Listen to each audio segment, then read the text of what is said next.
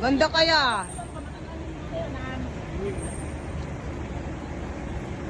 Nagugutom kaya ako.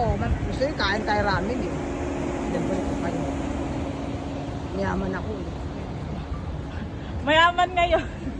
Bukas pulubi. Bukas mo lobby na. Mayaman ako. Maya. Hindi pa Hindi, pwede live yan. Video lang yan. Pwede pong i-ano. Edit. Edit. Kinakabahan si Kuya Joel.